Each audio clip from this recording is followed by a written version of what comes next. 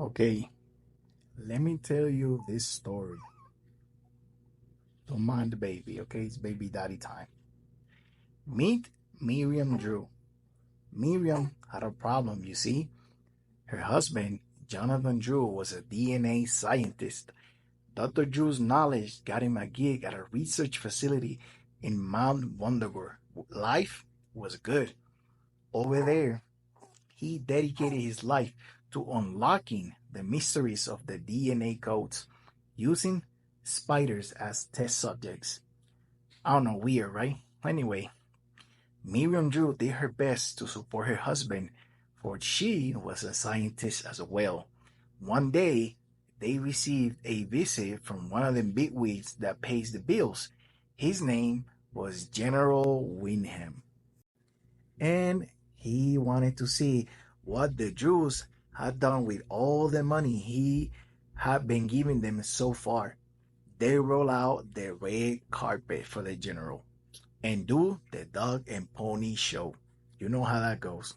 They just needed to impress the general enough to get him off their backs so they could maybe continue their work unbothered.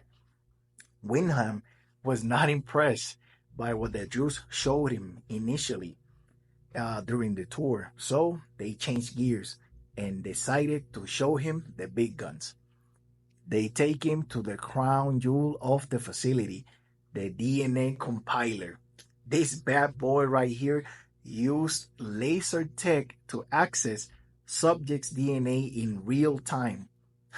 Wyndham got all excited like, ooh, now we're cooking. Please tell me more. Unfortunately, this was still a prototype, and dead spiders are the only results they had so far. You see, they still needed to work out the kinks. Remember I said Miriam had a problem? Yeah, here's the thing. Mrs. Drew was with child. Oh yeah, she had a bun in the oven. Maybe you didn't notice, but yeah, she was big already. During the presentation, she was too excited and got handsy with the test subject, and that's where everything went off the rails. She wasn't supposed to do that. Oh no. The workers from the lab were running a test precisely at that moment.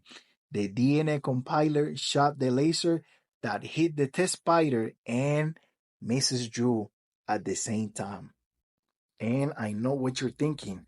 They're dead. They gotta be dead, right? No. Somehow, Miriam was unharmed. No biggie there. The baby, on the other hand, not so much. Remember, I said the DNA compiler wasn't working right? That it was killing all the spiders? Well, as you can imagine, Miriam's baby wasn't doing so well. As a matter of fact, by all accounts, the baby wasn't going to make it. Wasn't growing, heartbeat was bad, and who knew what sort of genetic problems that baby was going to have. But Miriam was like, nah, not my baby. My baby will make it. I can feel it.